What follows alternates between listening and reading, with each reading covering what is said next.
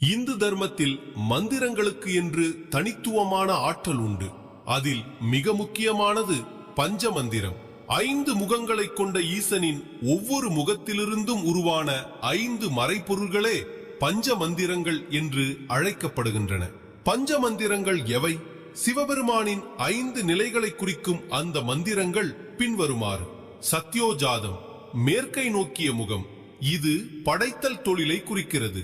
வாமதேவம், வடக்கை நோக்கிய முகம், இது காத்தல் தொழிலை குறிக்கிறது. அகோரம், தெற்கை நோக்கிய முகம், இது அழித்தல் தொழிலை குறிக்கிறது. தத்புருஷம், கிழக்கை நோக்கிய முகம், இது மறைத்தல் தொழிலை குறிக்கிறது. ஈசானம், மேல் நோக்கிய முகம், இது அனுக்கிரகம் தொழிலை குறிக்கிறது. 5 எழுத்து மந்திரத்திற்கும் இதற்கும் என்ன தொடர்பு?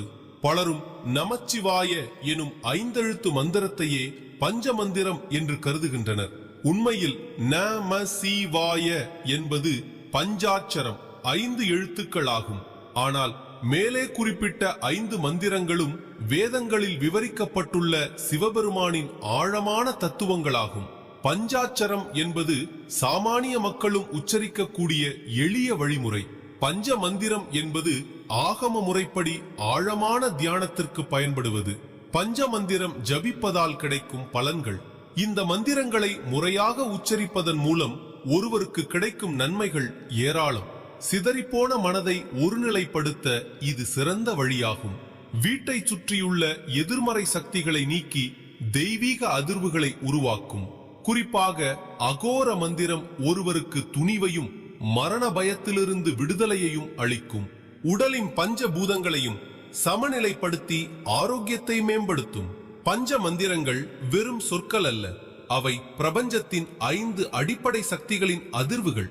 இவற்றை நம்பிக்கையுடனும் தூய்மையான மனதுடனும் உச்சரிக்கும் போது நம் வாழ்வில் உள்ள தடைகள் நீங்கி ஈசனின் முழுமையான அருளை பெற முடியும். உங்களுக்கு தெரியுமா, திருவண்ணாமலை போன்ற திருத்தலங்களில் உள்ள லிங்கங்கள் இந்த 5 முகங்களின் அம்சமாகவே வழிபடப்படுகின்றன.